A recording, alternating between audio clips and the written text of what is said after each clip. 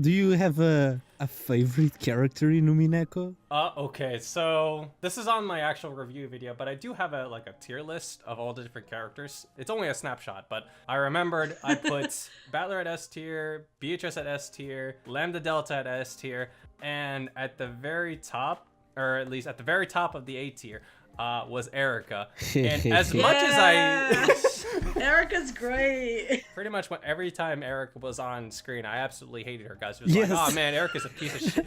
Erica's a piece of shit. It's like, oh man, I just hate her guts. And then there's just the more and more I look fondly upon it, it's just like, Erica's pretty good. Yeah. Erica's fucking fun to hate, man. Yeah, I think it's kind of incredible, like, the transition of Umineko fans basically going, like, literally every time they lock eyes with Erica, they're like, I'm gonna fucking poison you, you, like, horrible person.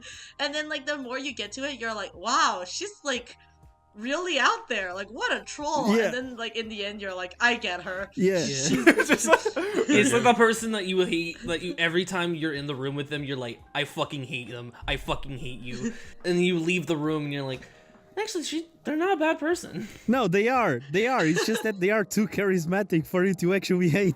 It's like, Yeah, exactly. you're a piece of shit, but I like you anyway. Yeah.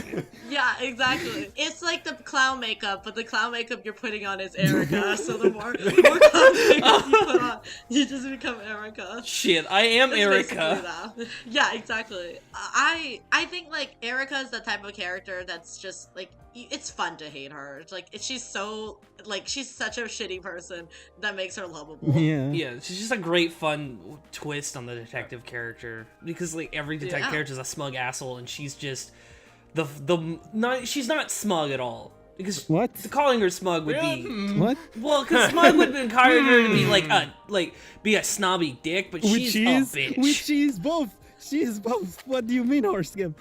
Okay, she doesn't have this cool demeanor that she doesn't have the cool demeanor like I'm smarter than you. It's more like I am smarter than you. I'm gonna prove it. That's why I still think about that.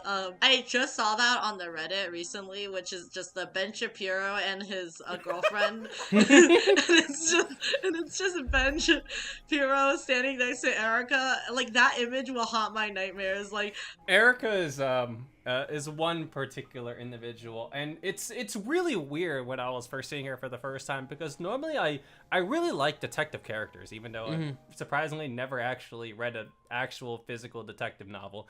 But regardless, I just like their whole side of justice in terms of all right, so we gotta figure out the murder, we gotta do the right thing, and there's always some nice moral at the end of it. So just seeing Erica was just completely going against my entire moral expectations of detectives are supposed to be moderately nice people. And I was like, no, not this one. Yes. Erica's out here for her own. Erica's out here for content. She will dunk on a 9-year-old to She prove will. her point. Ruthlessly. Even with all the shitty acts that she's been doing, in general, I really appreciate her character just being there, because she offers another perspective on the whole mystery side.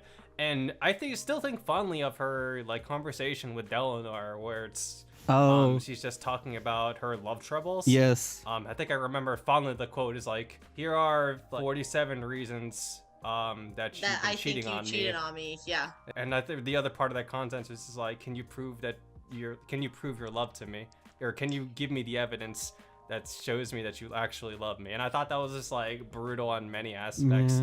Yeah, because that basically becomes the most important part of the end of EP5, because the end of EP5 is about proving love.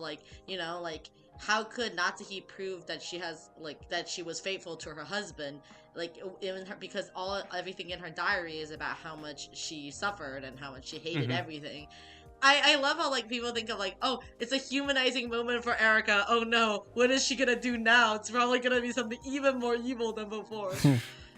She's great. I love their conversation with Delanor, because Delanor comes off as the way more how do I say, justice, that believes in good things in people, and somehow she's just paired with the most villainy person possible. Yeah, I mean she's gotta have a wish. Yep. I see Delanor as the person who lays down the guidelines, but those are guidelines, not necessarily rules. in terms of like she can definitely look the other way if it's not breaking any particular rules. Yeah. However, Erica herself will be the enforcer to those rules themselves, not allowing anything to go out of a line. And I'm assuming that's like the reason why Delanar actually helps out Battler in the end of episode 5. Yeah, I mean, Or- Delanar is like the impersonation of a rule system, so the rules favor whoever is playing with them, right? That's a good way to see it. Mhm.